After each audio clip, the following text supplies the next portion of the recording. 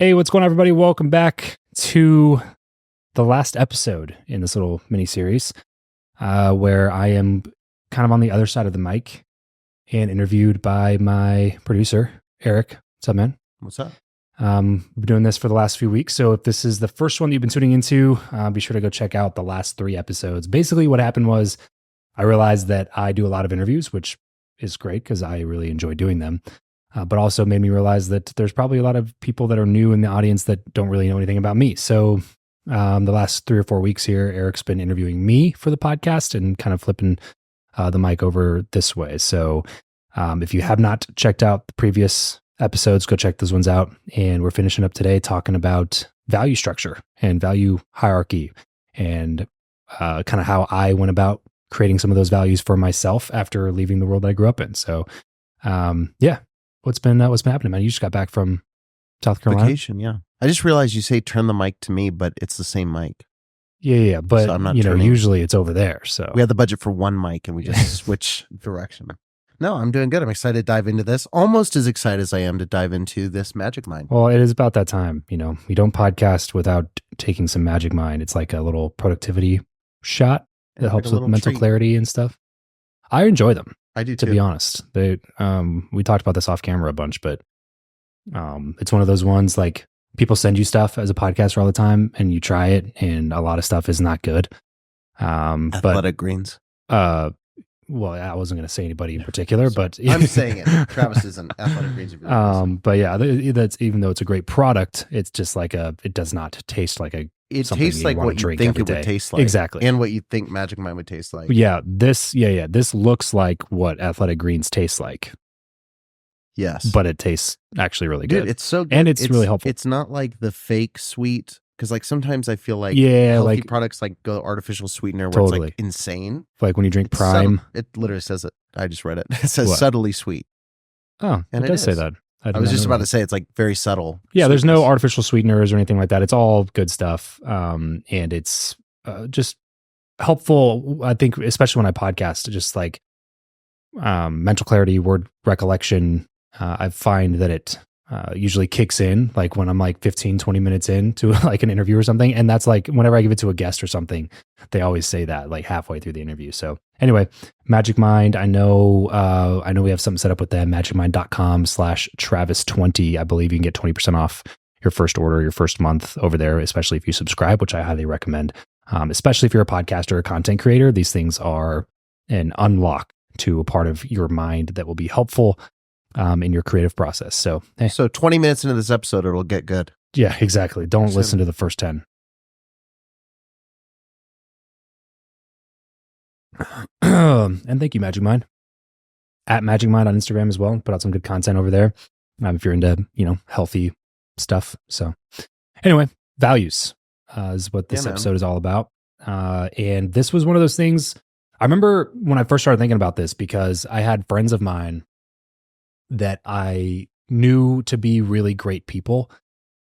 And then we kind of left the, bubble religious world that we all grew up in. And we, everybody kind of scattered and left at different times. But some of them left and then they just started doing stuff that it seemed contradictory to their character. And I would just notice that when they left that world, they gave up on all morality. Like they lost their footing. You know what I mean? Yeah. And so like this things that they were doing that was just like, this is not like, these are objectively not good ideas as a human being. Like this is not going to work out well for you in a multitude of ways, by the way. Not just like people aren't going to enjoy being around you, but you're not going to enjoy being around you if you continue doing stuff like this. And, just because you left this like, strict religious system that gave you the checklist of to-dos does not mean that you should not have any checklist or that you should not have any values or something or anything like that, Well, I've talked about it before and I may have said it on the last episode, but it's that reactionary kind of thing where it's like the only measurement of success you have for yourself is, I'm not like them. Yeah. But the truth is there's like a billion really bad paths you can go down. So like sometimes people would join groups that were just as bad, if not worse. Yeah. They'd follow gurus that were just as toxic, if not worse. They would do practices that were just as bad, if not worse.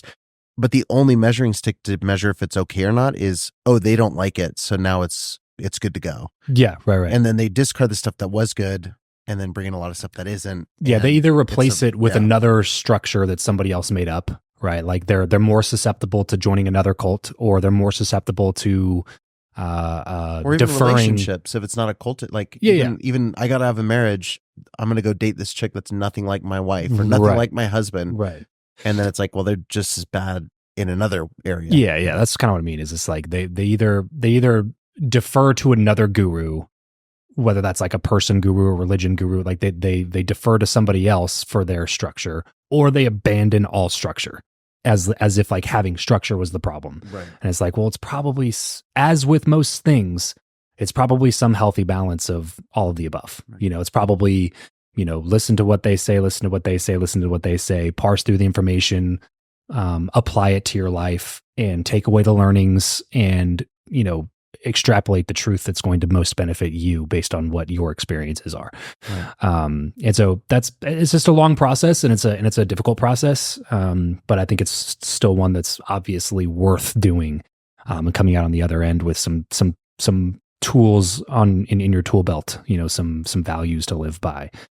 So in this episode, we're just going to go through some of the ones that I've found to be helpful. And again, you know, don't accept everything I'm saying as wholesale. Like these are just the things that I've found to be helpful for myself, as I've tried to navigate my adult life without the religious hierarchy of values I grew up in. So yeah, we spent the last episode really talking about the importance of this stuff, kind of what we just recapped right now, but we didn't get into specifics because we would have been talking a very long time on the last episode. So let's just run through some of your core values. I think we have 6 here that we're going to run through. Yeah.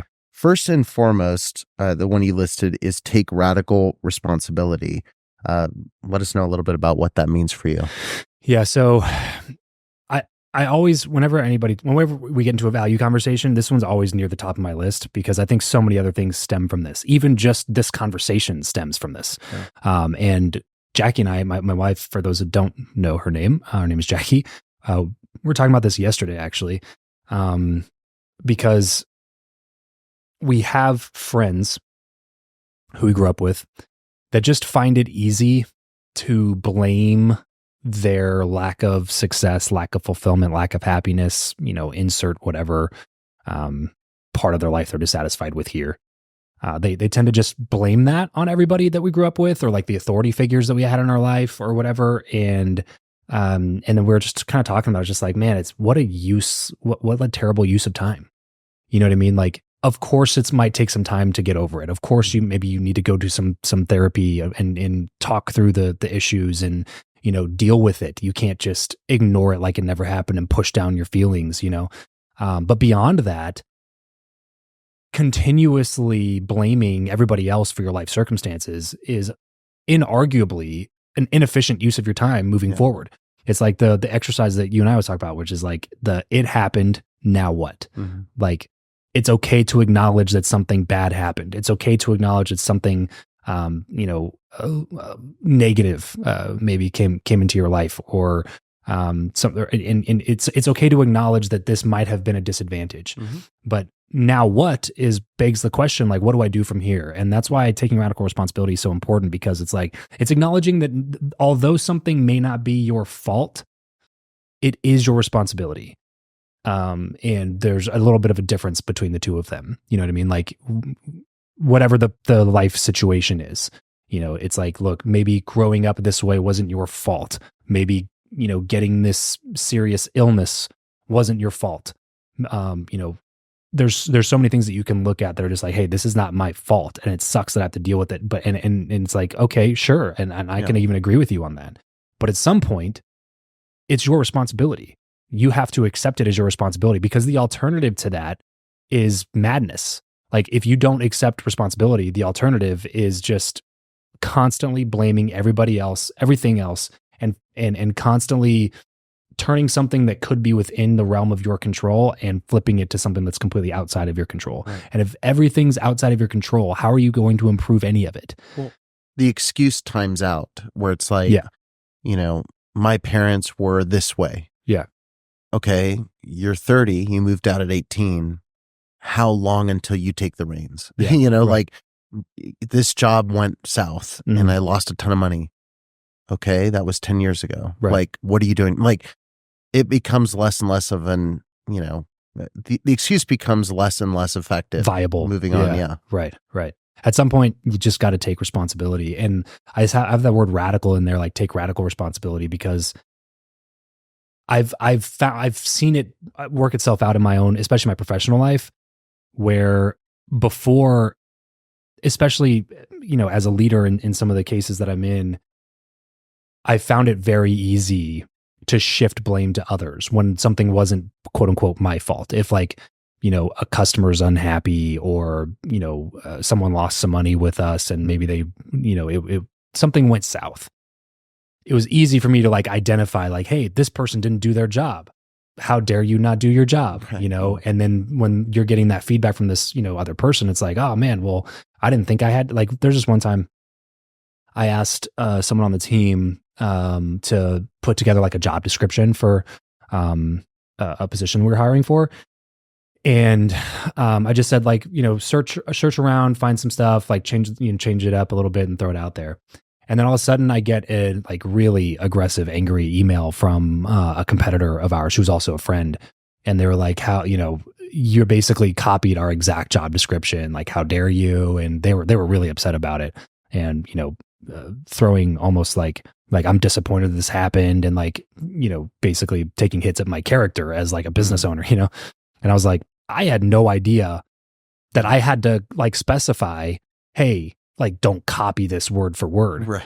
But at that point, it's either I can go to this person and blame my employee and get mad at them, or I can take radical responsibility as the owner of the company where the buck stops and say, you know what, that's 100% on me. I should have double checked. I should have triple checked. I should have been more clear with the explanation, which I will be going forward. I should have, reviewed it and typed it into Google to make sure that we weren't using anything that was somebody else's intellectual property. And that practice has benefited. And that's a really small example of just the practice that it's gotten me into, which has greatly benefited me in a multitude of ways. Because like I said, if you don't take responsibility for it, then there's nothing you can do to improve it. And that's why I say it's madness. The alternative is madness, because that will drive you crazy. Right. If you can never improve the situations, then literally your success will always be dependent on everything and everybody else. And this is where most people live. Most people live in this world of the government is going to make me successful or not successful, or my upbringing is going to make me successful or not successful. And they leave all of the results they want in the hands of everybody else that's not them. And it's that is an objectively crazy way to go throughout life. It will only ever lead you to probably not ever reaching your goals, first of all.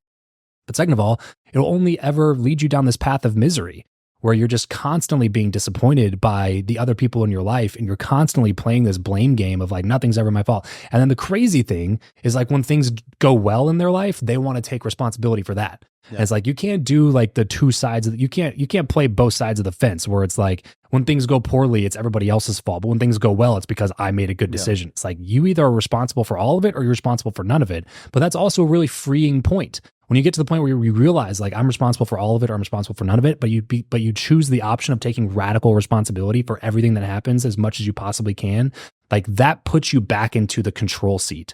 And if you focus on the things that you can control, that you can actually have some sort of a semblance of effect on what the outcome of those things are, which is just, to me, like I said, a much better way of going through life. And that's why I say it's always kind of toward the top of my list somewhere. Because that, I think, is a prerequisite to figuring out all the other values. Because this is also your responsibility. Yeah. Again, it's is it your fault that you were raised with this type of a viewpoint? No, not necessarily, but it is your responsibility to figure out what you're going to do from here. And you can either abandon all structure, abandon all values, abandon all responsibility, blame everybody else, sit in misery, become depressed, and make your life objectively worse, or you can take some responsibility for the position that you're at in life, be grateful for the things that happened that were positive, throw away the things that happened that you view as being negative, because it's kind of like Stoic philosophy, right? Where, there are no good or bad events, only thinking makes it so, or something like that. It's your perception of the events is what makes them good or bad. Yeah. If you treat the event as neutral, then you can move on from it and take responsibility for what action will be most useful moving forward. Because a lot of those things they're just not useful. Yeah. They're not a good use of time. And, that's our most precious asset. Yeah. So to me, it kind of starts with, you got to be willing to take radical responsibility. Yeah. One of the quotes I heard probably like 4 years ago now that I think about all the time that kind of ties in is someone said you're responsible for the intent of your actions and the impact of your actions. Like basically the thought being that like we tend to only look at like, hey, I intended for this to happen, or I intended for my words to come off this way, or I intended for this interaction to go this way. But a lot of people don't take responsibility or consider that how we do stuff lands a different way than we intended, or it affects things differently than we expected. And taking ownership over that side of it, like, oh, I didn't mean this way, but it ended up doing this, is really hard to do. But I think it's important, like, again, not just focus on the intent of what you want to do or the ideal version, but like, how did it actually turn out? And like owning that is a big ding. A big ding is a really big deal. Big deal. Yes. Thing and deal mixed together is a really big deal. Yeah. That way I can cut that all up. The next one you listed out was probably the hardest one, I think. Okay. Of all things in life, delay gratification. Yeah. When you say delay gratification, I know people clench up and go, "What the heck? What does that mean?" Yeah, delay gratification. This one's a big one because I think I've talked to a ton of really, really successful people on my show now, but there's also a lot of peer-reviewed research on this one. So I feel pretty comfortable saying that like the core common denominator between the most successful people in life, and success in this context, I would say like a broad definition of multiple arenas of success, right? Like family, relationships, happiness, money in the bank, like a lot of these definitions that people would maybe put on it. I would say like the most successful people in life are people who learn to delay gratification. And they did this, a really famous study on it now called the marshmallow test. And this was a long time ago. They sat a bunch of kids in a room and they offered them one marshmallow. And they said, if you can go, then, until I come back in the room, like, an adult sets a marshmallow in front of him and says, until I come back in the room, if you can wait to eat this marshmallow until I come back, I'll give you another marshmallow. So you have 2 marshmallows. And a certain percentage of the kids couldn't wait and they ate the 1 marshmallow. And a certain percentage of the kids waited to get 2 marshmallows for the greater reward later. And they followed these kids for the rest of their lives. It was a lifelong study. And found that there was a direct correlation between the kids who chose to delay the gratification for the greater reward later, and their success in life. Again, within all areas, relationships, finances, career satisfaction, all these different things that they were tracking. And so I think that this is one of those things that's like, you hear people, say a lot, the choose your struggle thing. And that's something that I really resonate a lot. And it's something that I would categorize under this idea of delayed gratification, because it goes against human nature, right? Like it feels so much better to eat the brownie or eat the extra brownie or eat the third brownie. You know what I mean? And I really enjoy brownies, or I really enjoy ice cream or whatever. Like objectively, it's such an easier decision to just like get a refill on the Lucky Charms or whatever. But later on, especially for me, that it's going to, first of all, mess up my stomach. And I'm going to feel sick in a couple of hours or the next day. But also it leads to weight gain that I don't want. It's going to make me feel unhealthy. It's going to make me huff and puff on my way up the stairs or when I'm playing with my kids. I know that the result that's going to come with that decision is going to bring a worse case, a worse scenario later on, but I'm still choosing it because I want it right now. And that's what's most present on my mind. So the idea of delaying gratification is making the decision that your future self will thank you for. And so it's kind of this whole choose your struggle thing. If you don't choose to struggle now, you'll be forced to struggle later. So if you don't choose healthy living and healthy habits now, then you'll be forced to struggle with major health issues and major health problems later, whether that later is in 6 months or it's in 15 years. At some point, you will be forced to deal with the consequences of the decisions and the actions that you took right now. And so the delaying gratification piece is in all areas of life, learn to delay gratification because the long-term rewards are always better than the short-term gains. And this is, again, the thing that people can't do financially. It's difficult to, once you can afford things, it's really difficult to not buy them when you want them. Yeah. It's like, I can afford to get a higher car payment, and I really want that BMW, or like I can afford to move out of this apartment and buy this really big house, even though I know it's probably not a great financial decision, but I really want it. Like that one has a pool, and how cool would it be to have a pool? You know what I mean? It's like, it's really easy to start making those decisions based on what you want now versus what's going to benefit you in 5 years from now, what your future version of you will thank you. Well, even smaller scale, when you're a teenager and you start getting your first job. Yeah. Like, it's really easy to start buying lunch for your friends and buying video game systems. And like, I think about it now, like, on one hand, I'm glad I had to work to buy the video game systems I used, because I think having them just handed to me would have created a different mindset too. Yeah. But on the flip side, like, I kick my young self for being like, I'm going to go blow my money at GameStop instead of like, buy my first computer, start doing some stuff, like, which I did eventually end up doing. But it's like, there's such a temptation to go like, oh, now I can get this thing at Walmart that I always walk by, that now, now I can. Yeah. And especially as it relates to like wealth building, this is what keeps people poor. Hands down, bar none, this is the number one thing that keeps people poor in my, I guess not hands down. It's really more my opinion. But I think if you pulled data, I think that the data would support it, is that the thing that keeps people poor is that once their income surpasses their lifestyle, they always increase their lifestyle to the threshold of their income. And a lot of people even more. That's why, 78% or something of Americans live paycheck to paycheck. That's why credit card debt is like $2 trillion or something like that in the country right now. And only getting worse is that people will always outspend their income because they can't force themselves to not do it, to like not have that lifestyle creep. And some of it is just frankly just lack of education, because the personal finance education in the country is just a joke. It's just flat out a joke. There's no education around how to use your finances or what an APR is. You know what I mean? Like people are using credit cards without even understanding how they're getting charged interest on the money that they're, you know what I mean? It's like, well, the minimum payment's only $82. And it's like, yeah, that's because 26 of it's going to principal and 68 of it is going to interest. Like you're putting yourself in a position of crushing debt. And like the fact is, the first $100,000 to build up in your net worth is like the hardest to build up.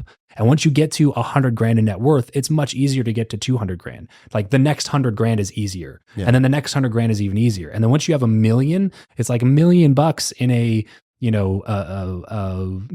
index mutual fund account will shove off almost $100,000 a year in profit. Yeah. You know what I mean? So like, and that's just your money working for you. The problem is like, it takes a really long time to get to $1 million. And most people, if they're sitting on $500,000 in cash, they're not going to have the discipline to leave it there and continue to let it work for itself when they're still living in a house that they don't want to be living in, or they're still driving a Honda Civic instead of upgrading to, a Tesla or a BMW or whatever it is your dream car is, fill in the blank. You know what I mean? So like that, the difference between the people who are really wealthy, especially like this is more talking about the broader population too. Yeah. This is not like business owners who, because their goal is getting wealthy by, just massively increasing their income and their earnings, right? But most people, if you're just going to work a job, it's like the most you're going to earn is maybe a couple $100,000 a year for most people. Is like, and that's like well into your career. Yeah. You know what I mean? So like, you're never going to have this windfall of cash from selling or exiting your business or something like that if you're not a business owner. So like most people just get stuck in this hamster wheel of just like, well, I'm sitting at this and, this person's telling me, my lender is telling me that I can afford a payment of up to $4,800 a month for my mortgage or $2,600 a month for my mortgage. That means that's what I can go spend.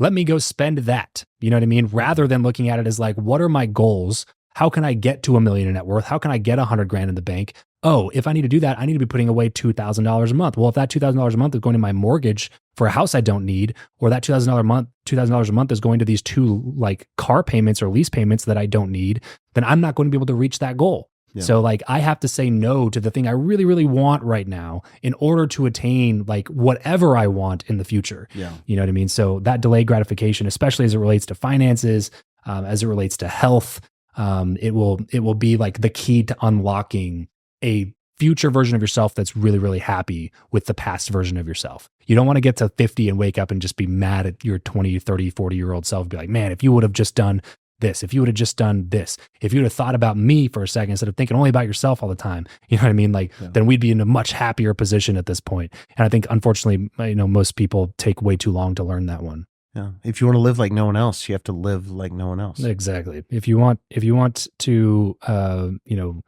if you want to have the life that most people can't have, then you got to make the decisions most people won't make, and it's just like, if you continue doing life the way that 80% of people are living, then don't be mad when you get the results that 80% of people are getting, which are results that those people are all unhappy about, Right. And these are also the same people who will look at it and not take any responsibility for any of it. Yeah. They'll look around and be like, look what the boomers did to the economy. Right. Look at inflation. Look at what this president did or what that government did or what this macroeconomic decision did. Now I can't earn and I can't do this Which and I can't do those that. things do suck, but how do you pivot exactly according to that? Like, exactly. It's like, that's why I'm saying there's always like a kind of a meet in the middle kind of point where it's like, it's okay to acknowledge that, like, yeah, you were maybe sold a lie when it came to getting a bachelor's degree or master's degree and how much you could earn out of college and what job offers or opportunities you would have in front of you. Like, yeah, interest rates and housing prices are high. And that sucks that you are $150,000 in debt to student loans. The job that you got out of college is paying you less than if you would have just gone directly into working out of high school. And like, you can barely afford to pay rent and make your student loan payment. You can't even think about buying a house. Like, all those things suck. And the environment and the like economic environment, it sucks. But like, at the same token, what good does it do to sit there and talk about how much everything sucks all the time and blame it on the older generation and this person and that person? And it's like, figure it out for yourself. Do what you can do. And delaying gratification is, like, to me, again, the first step in that process of just being willing to sit back for a second and be like, hey, things might suck for a little while. Mm-hmm. You know what I mean? But also, sucking is a matter of perspective. Yeah. Like, you can still enjoy life with thanks for cracking that smile. You can still enjoy life. My point is, like, when you're being disciplined, like, you can still put in a fund that's for taking a trip or going on vacation or like doing what it is that matters to you that's still going to like fire you up or fuel you up. It's not like you have to live like bankrupt of anything that brings you joy and happiness. You know what I mean? Like, for us, I don't have any car payments. I drive a Camry. I drive a used Tundra. Like, that wasn't something that was like paramount to me. It's like never made sense to me to go buy a $70,000 car that's going to depreciate 40% in the first year of driving it. But I have spent a decent amount of money on travel and like going to, different, like, I've been to like 33 countries and 35 states. And I've done a lot of different experiences in all of those places, and the bungee jumping and the skydiving and the cliff diving and like all these different things that I view as things that have added to my life. So it's not like you can't ever have fun, because there's also just like, you got to still be able to live in the present and enjoy the moment. And you can't always be thinking of 70-year-old you, or else you're not going to enjoy your youth and you're not going to enjoy the version of life that you live now. So again, it's a constant balance, but I think most people need that kind of like jolt, that shot on the arm of delayed gratification. And I think that, again, ask yourself, like, will future version of me thank me for this decision? Even if that future version is you tomorrow, right? Like, will I thank me tomorrow for eating extra ice cream right now? Like, probably not. It's easier to focus on the now. Like you already mentioned, like, it's easier to eat the brownie than think about the abs, and because they're not there in the room. Is there anything actionable that you do to keep the future you in front of you in the present, if that makes sense? Like, to have that reminder to go, like, because some people do like as simple as vision boards, like, hey, here's a picture of the house I want to have when I'm 55 or 60. Yeah. How do you keep that, or the body I want at this point? Like, I know you look at me and go like, oh, I want to achieve, Eric's physique in like the next 10 years. Yeah. But 10 years is what it would take. It's going to take you a while. 10 years of bad decisions. Is there a way you keep that in front of you, or like keep that in check? The first thing is asking that question. I asked that question of myself a decent amount. Like, will I be happy with this decision later? And the bottom line is, like, again, I am not a bodybuilder. I am not somebody who wants to like walk around at 6% body fat all the time or whatever. Like, so I still allow myself, like sometimes it is worth it, is my point. Like sometimes it is worth it to have the ice cream. Yeah. And I do that. I eat the cookies and I like make those decisions. I have a beer or whatever. But then when you go in for your third beer or whatever, or you go back in to throw an extra couple of scoops of ice cream in your bowl, that's when I really ask myself the question, like, what additional benefit will I receive from this increase that I probably shouldn't be doing? Right. First of all, tomorrow I'm going to feel bad because I know I made the wrong decision. But also I know I'm going to feel actually bad physically from eating this much sugar, and I'm somewhat lactose intolerant. So, every time I eat ice cream, it definitely messes me up, but it's so good that I make the decision anyway sometimes. But that's a question I ask myself a lot. And especially when it relates to spending and stuff, I've always wanted to drive a nice car, but anytime I go to buy a nice car, I always just ask myself that question, like, what other things could I put this money into that makes so much more sense for me to put this money into it? And that doesn't mean I'll never drive a nice car. It just means that like, I don't have enough money at this point in my life for me personally to justify the decision to spend that much money on something that does not make me more money. Yeah. Because I know my financial goals. And I know that will be it'll be an obstacle to achieving my financial goals. It will not be a help to achieving my financial goals. Some people may be the opposite. Maybe some people don't care about travel. They don't care about experiences. They don't have any desire to go spend time in Costa Rica or go to Italy or whatever, but they love cars. And like and in their spare time, they're watching car YouTube videos and what I mean? Like different things matter to different people. But as long as it's not preventing you from reaching the goals that you have for yourself, then it's not that big of a problem. You know what I'm saying? But for a lot of people, that is the thing. So ask myself that question a lot. The other thing for me personally, and this doesn't necessarily apply to everybody just because not everybody's a podcaster, but talking to people who have the life that I want, it's always clear, like I said at the beginning of this, the delayed gratification is a common denominator. Anybody that I know that's had some sort of outsized success, whether that's in business or in health or in relationships or happiness or satisfaction or perceived, satisfaction anyway, because you obviously don't know how happy they really are. But anybody that's like in that position, they've all practiced delayed gratification. And so having that example, like always shown to me of people who are like, hey, just keep doing this for a little bit longer. Even something as simple as like YouTube, right? We've worked hard on building the YouTube channel for the last year and a half, because the podcast has been around for 6.5 years. But YouTube, we didn't start until January of 23. And it's just been a slow grind. It's been a slow build. And every time I look at it, I'm like, man, we put so much work into doing this. I travel out, interview these amazing people, and then the interview gets 112 views. And it's like, man, what are we doing this for? But I always think of it in terms of delayed gratification. And I look at the Evan Carmichaels, the people that I know who crush on YouTube, the Evan Carmichaels, the Sean Cannells, even, the Patrick Bet-Davids, like people who I've watched them build everything from scratch or known them before they had it, or they show me their channel stats. And like I said, I'm lucky enough to be able to have friends like that I can go to and confirm that I'm doing the right thing and just make sure that things are going well and how they should be going. And every single one of them will show me their channel stats. And it's like someone like Evan Carmichael, who's got like 3 or 4 million subscribers or something and makes his entire living off of YouTube. He'll like open it up and it's like, oh man, it took him 7 years to get to 100,000 subs. I think that's the actual number, by the way. I'm not exaggerating that. 7 years to get to the first 100,000. But then after that, it was like one more year, he got to 250,000 and then to 700,000 and then to 1.2 million and then to 2.5 million. And it was like now on a monthly basis, he gains more subscribers than he did his entire first 5 years of being a YouTuber. It's just like every single person that I know that's like that, even for something as like, I guess inconsequential as building a YouTube following. It's the delayed gratification. Yeah. It's the compound effect that takes place over time with like with good micro decisions made on a daily basis for a long period of time.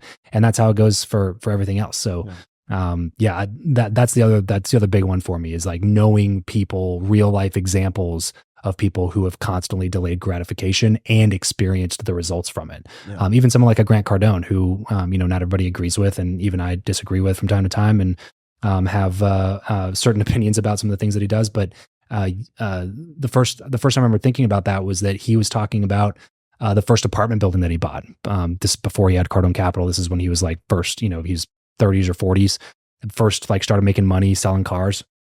He tells a story about how he had $1 million in cash that he had saved up in the bank, and he was driving a Camry. He was like, I drove a Camry the whole time. I had $1 million cash in the bank.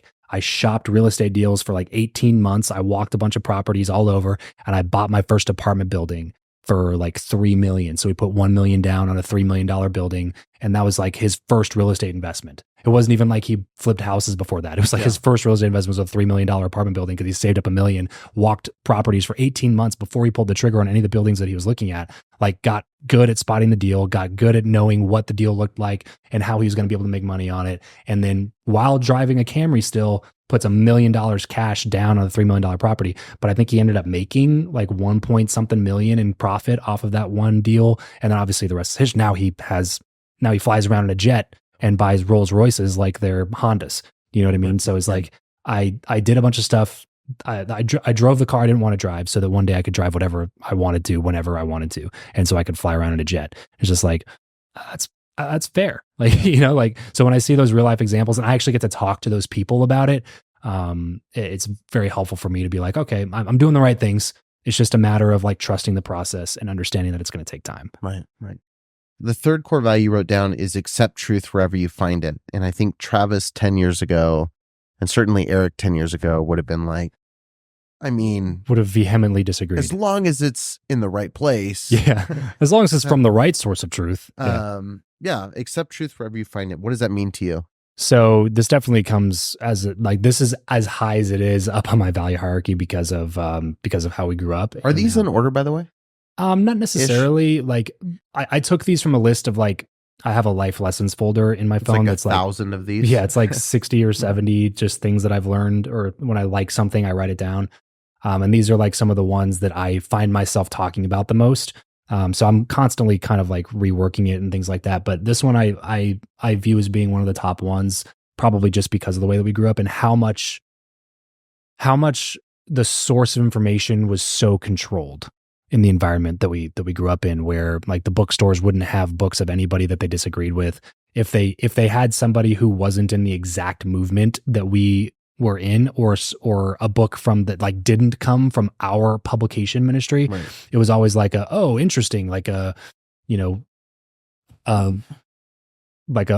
a Randy Alcorn book in here, like he's not IFB, that's crazy. Like there was so few of them that it was noticeable, and then they would make sure that they talked about it, you know what I mean, where they were like, hey, take it with a grain of salt, or like this book in particular is good, but don't read that other one that author wrote or whatever.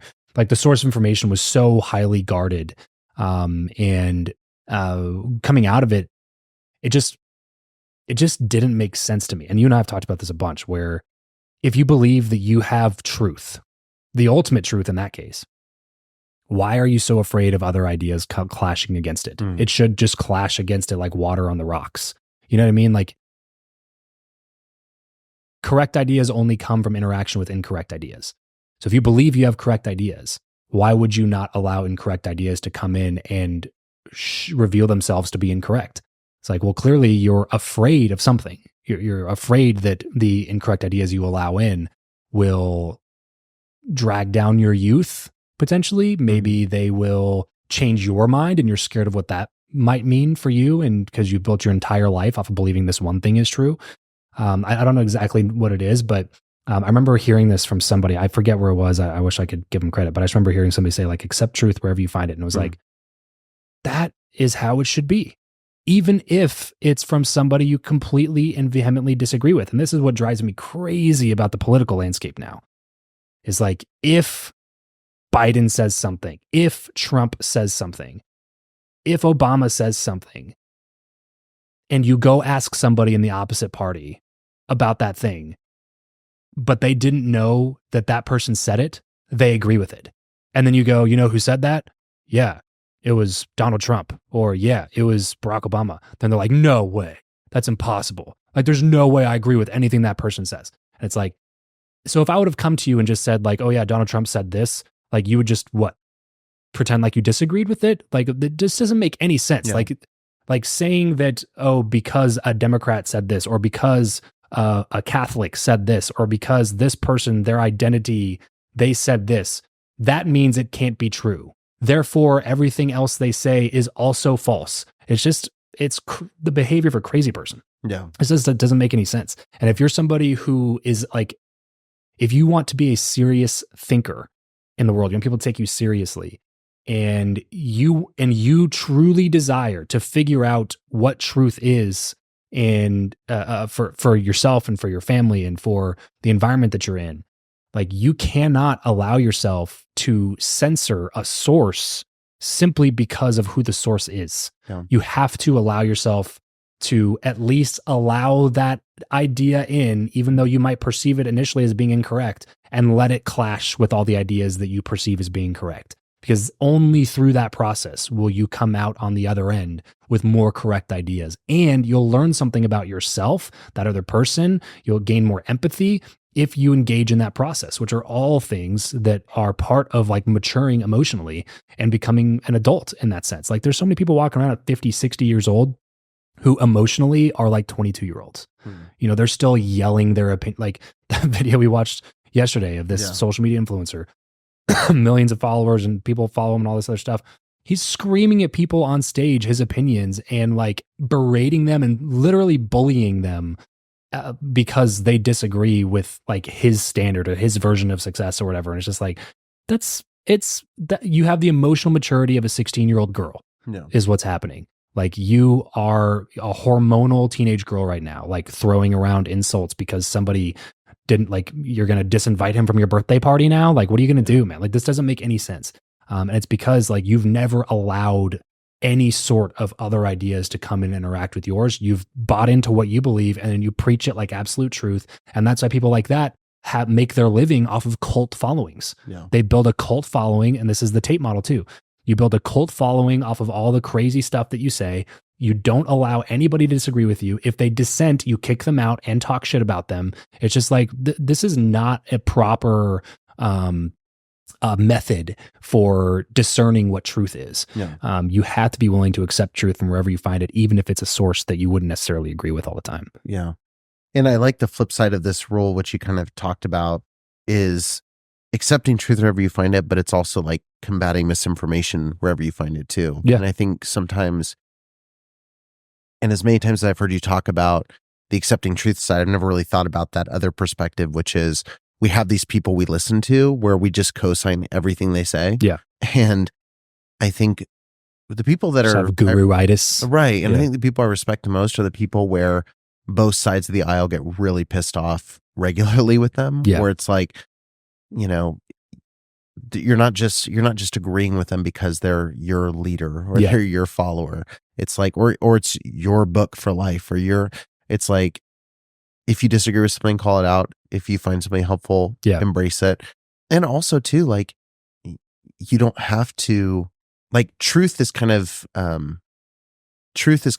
of ownership. Like, you don't have to, if there's a life principle that really means something to you, you don't have to go the rest of your life going like, yeah, I learned this thing from this person that's a horrible person. Like, Yeah. you can right. just take the truth. Right. Like, you can Exactly. just take It that exists and- outside of the personality Exactly. who said it. They don't own it. Yeah, that's one thing I respect a lot about like a Bill Maher. You know, it's just like growing up, he would have been like the devil. Right. You know what I mean? First of all, he says cuss words, so that's bad. But just his political leanings was just like, this guy is a crazy lunatic, lefty or leftist or whatever. But it's like somebody like that. My thing now is just like, if you're a reasonable person, we're going to get along. Yeah. You know what I mean? Like, because I'm also a reasonable person and we don't have to argue about every single thing, and we can disagree on things and still be friends.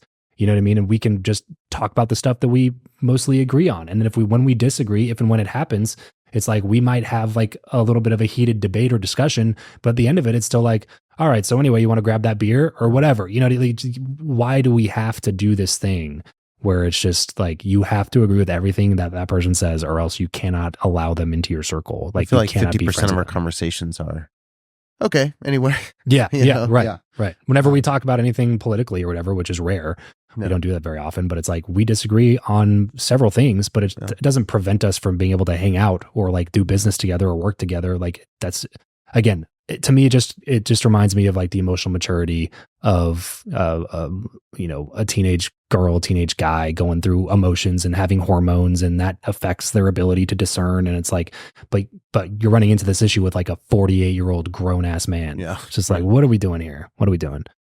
The fourth one you wrote down is do less, better. Yeah, I like this one a lot. This was that owning a business taught me this to the nth degree. Do less, better. Because I used to be a door-to-door sales guy, and then I started a business, and I realized that I didn't know anything about being a business owner, even though I would have called myself like entrepreneurial, right? Like I work for myself. It's my business. And when you're a 100% commission salesperson, you tell yourself that like, it's my business, you know, and in some ways it is, but it's more like your book of business. It's not your business. Yeah. You don't have to worry about ops. It's and like real estate. Finance. Yeah. You don't have to worry about ops and finance and HR and hiring and fire. Like you don't have to worry about all of that. And so when I became a business person, when I started a business, it was just like, oh man, I gotta learn how to operate a business. I gotta learn finance and spreadsheets. I don't know how to operate spreadsheets. I don't know how to do financial forecasts. I don't know anything about HR. I've never like hired somebody for my own business before. I hired sales reps, but like never like, you know, an assistant or something like that. I don't know any of this stuff. And so at the beginning, I fell into the trap that most business owners do. Like you start a business because you like doing the thing that you do, or you have an idea that you want to flesh out. And then you get into the weeds of operating the business, and then you start doing a bunch of stuff that you hate doing because you feel like you have to do it. And so owning a business really taught me this one principle, which is do less, better. And it's like the business always greatly benefited when I was doing the things that I was uniquely qualified and positioned to do that nobody else could do, which required me to go hire other people who are way better than I was and who were uniquely qualified to do the things that they were really good at doing. Like you were my creative director. Like leaving all social media decisions up to you was a better decision because that's what you are better at doing. You know, my business wouldn't even survive without Joanna, who comes in and runs all of our ops and crushes it. Like the things that she does would make me want to like drill a hole into the side of my brain. Yeah. You know what I mean? But she does them like clockwork, and I get compliments still from people all the time, clients, contractors, people all the time. They're just like, man, it's a pleasure to work with Joanna. She's so good. And it's just like, if I didn't have that, nobody would say that about working with me. They would all be frustrated with me. Like past making the sale, they'd be like, hey man, remember you sold me that thing? Whatever happened to that? You know what I mean? It'd be like, yeah, exactly. I don't remember that. So yeah, do less, better is something that I think not only leads to better professional success and like, and career fulfillment, but will also lead to more happiness and fulfillment in your day-to-day life personally. Because, you know, think about it, man. Like if you're doing something for 40, 50, 60 hours a week that you don't like 80 to 90% of your waking hours are spent doing things that you don't enjoy at all. What are the odds you're going to be happy as a person? You know what I mean? Like it just doesn't make any sense. Something has to change. So do less, don't do more. Do less, but do those things better. Yeah. Do those things really well. Stick in your zone of expertise, your zone of genius. Do the things that you're really, really good at, and don't do the things that you hate doing. You know, don't fall into the trap of like, well, I got to learn social media. Now I got to learn this, and I got to learn how to do this thing. It's like, yeah, I don't like doing it, but I got to learn it. You know what I mean? It's like, and sometimes that's required, especially specifically if you are a business owner and you can't afford to hire people yet. Sometimes you got to do what it takes. Yeah. You know, you got to wear hats you don't want to wear for a little while. And maybe it's better for you to understand that process so it makes it easier for you to hire. But also put a timeline on it. You know what I mean? Like, and put a timeline, an expiration date on how long you're willing to do that thing. You know what I mean? Like, okay, well, I'm not going to run ops forever, but I'll do it for the next, you know, until we reach X number in sales. And I can afford to hire somebody, you know what I mean? Then as soon as I can afford to do it, I'm going to get that off my plate. And like, that is the name of the game, especially in business. It's just like doing less, not doing more, just doing fewer things, but doing them better Yeah. than any of the other things that you can do. So yeah, that was a big one for me. Number 5 that you wrote down is direct your focus. And you wrote focus on what you can control, not what you can't control. Focus on what you have, not on what you don't have. Focus on the present, not the past. I think this one really ties into the radical responsibility side a little bit, but directing your focus, give some context on that. Yeah, this is directly from Tony Robbins. Speaking of gurus, I'm not your guru. yeah, he's not. I'm not your guru. But this is a really, really important one, especially with like how much our culture now struggles with anxiety, stress, depression, like these mental health issues that everybody's. And by the way, I'm not suggesting that should replace all your SSRIs and whatever. All I'm saying is that these practices will help alleviate the stress, the anxiety, those other things that you feel. So direct your focus is like the main thing. And these are like the 3 kind of sub points under direct your focus, which is if you spend your time focusing on things that you can't control, you're way more likely to be anxious. If you spend your time focusing on what you don't have rather than what you do have, you're way more likely to be stressed and anxious and depressed. And if you focus on the past, which is something that you cannot change, rather than the present, which is within your direct control, then again, you're much more likely to be depressed and anxious. So this is something that's just helped me be less anxious in my life, be less stressed. Is anytime I catch myself focusing on stuff that I don't have, I try to sit down and be grateful for the things that I do have. Anytime I catch myself trying to focus on things that are out of my control, I sit back and try to focus on the things that I can control. This is one of the main reasons that I turned off any sort of like news downloads into my brain years ago. The first person to say this to me, not to me, but I read it in Tim Ferriss's book, The 4-Hour Work Week. One of the first business books I ever read. And since then, I've been very conscious about letting news headlines into my world, whether that's on social media or on TV or whatever. Because 70-something% of news headlines are negative, and they're, that's on purpose because they know negative headlines get more clicks and more views. And so if you allow more negativity into your mind all the time, again, it's putting stuff that you can't control to the forefront of your mind and frustrating you to no end about it. It's like these macro issues that are happening in the world. Like, I would rather, like, if I'm going to be one extreme or the other, I would way rather be the extreme of like having my head buried in the sand and being like, who's running for president? I would way rather that than being like a talking head or a pundit, speaking about the presidential election or the campaign, because there are almost no things that I can do to control that outcome except for vote. And even then, depending on where you live, it doesn't even matter to that degree. I think that voting is a good thing. You should, but it doesn't like do anything. You know what I'm saying? Like you don't have any control over what actually happens, and it rarely actually affects your day-to-day life.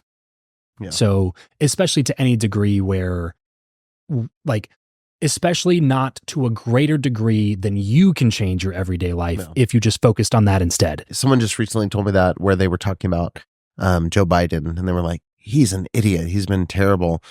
And I said, how has that actually impacted your day-to-day life? Yeah. Eggs are more expensive. Right. But also like there's so many factors beyond him. Like, well, and it's not just how has that affected your day-to-day life. It's what if you took the time that you're using to focus on being mad at Joe Biden and used that time to focus on how you can improve yourself and your financial situation so that eggs going up by $2 a carton doesn't mean anything. That should not kill you. Right.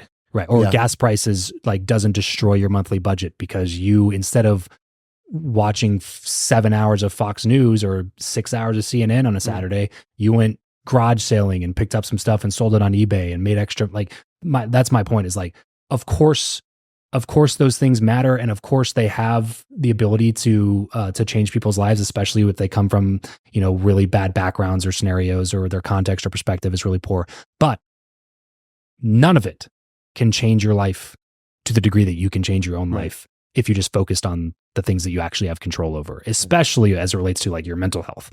That's why like seeing people that are just like literally crying and wailing in the streets after the results of a presidential election is just like, oh my gosh, you are bought in to the lie that who sits in the White House has more power to to have a direct effect over the course of your day-to-day life than you do. And that is a dangerous lie to believe in. Yeah. So focus on what you can control, not what you can't control. Focus on what you have, not what you don't have.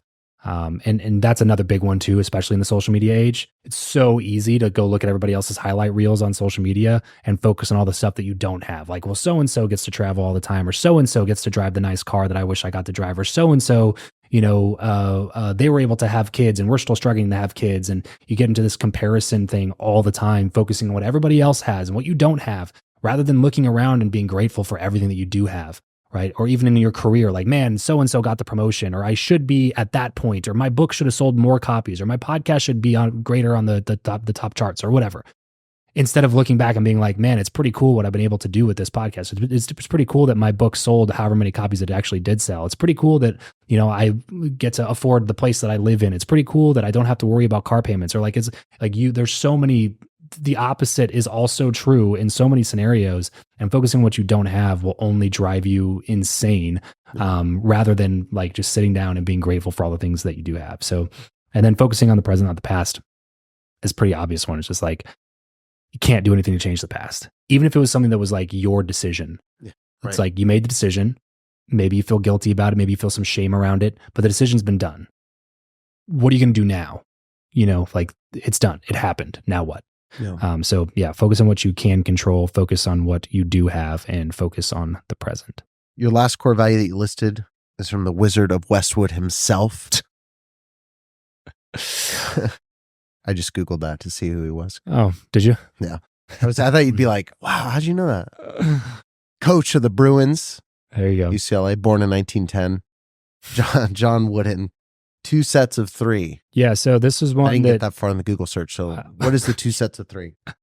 This one I learned a long time ago. This one is I keep just in my mind because it's one of those things that that you start questioning when you come out of religion. It's like, of the things that I was told were bad, what do I still believe is bad? Because it's not everything.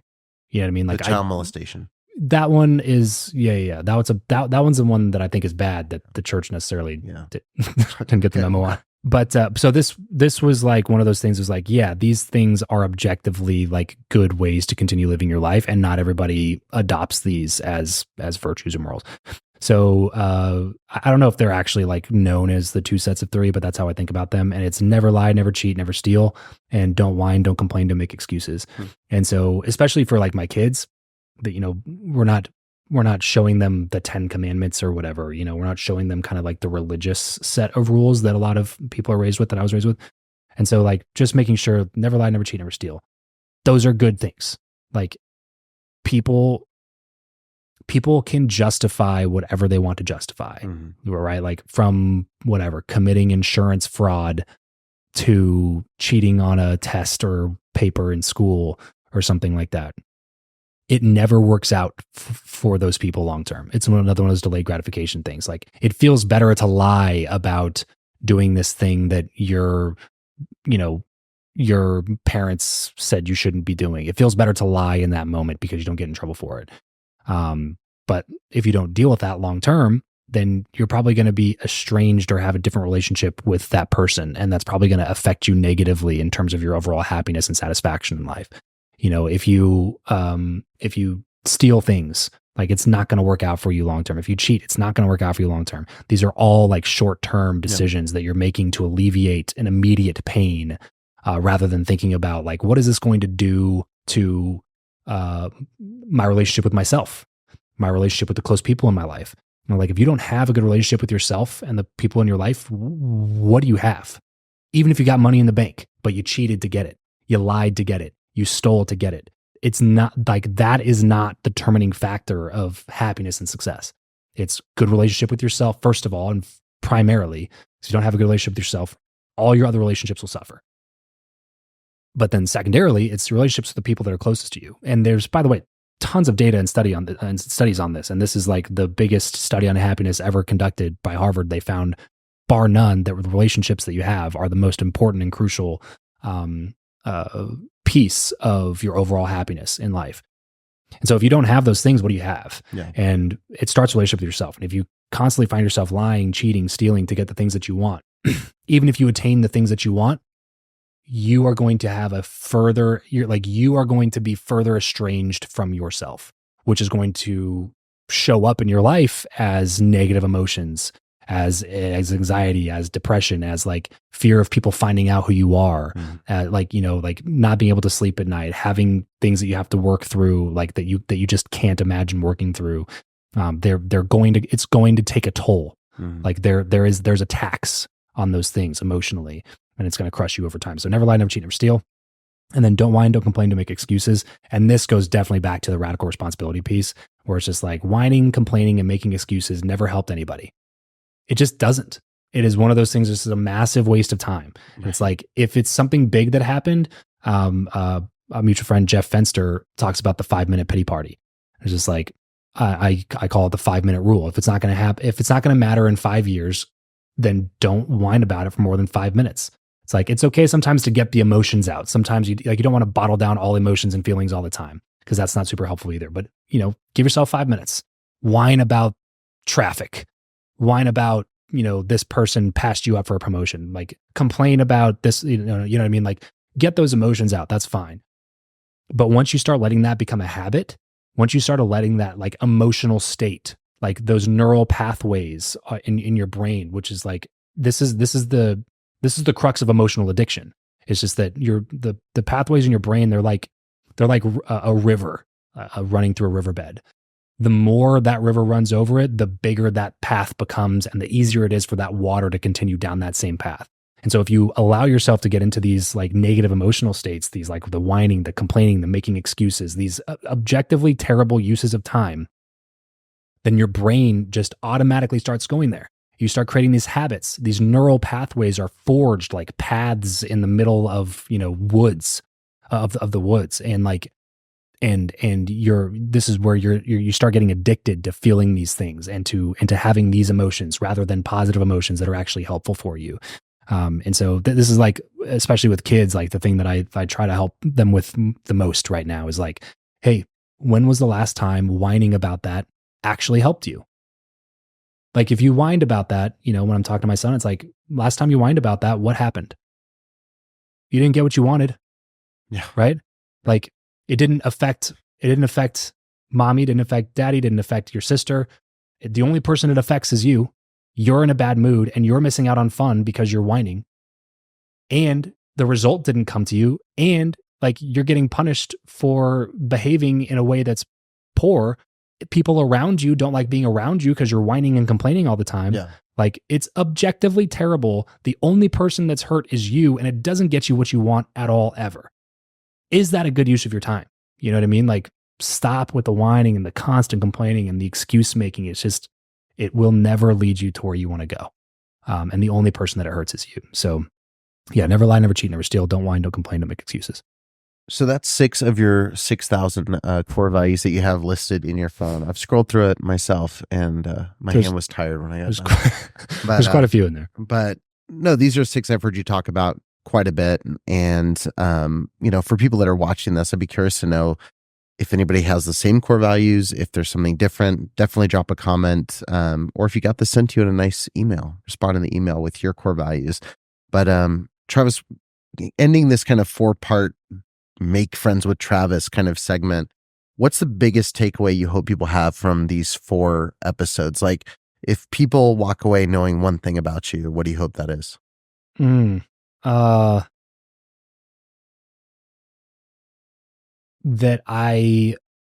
if you ever consume any of my content, you continue watching the podcast, listen to what I have to say, and give me the time of day. First of all, thank you, because I know you could be literally watching or listening to anything and anyone else. So I appreciate it genuinely that you're taking the time to check out this stuff. But also that I am somebody who's in a position where I feel like I'm just figuring it out alongside of everybody. So I want people to understand that like I'm constantly willing to change and update what I believe and how I live based on any sort of new feedback and data that I can base that off of. And at least I try my best to make sure I do that.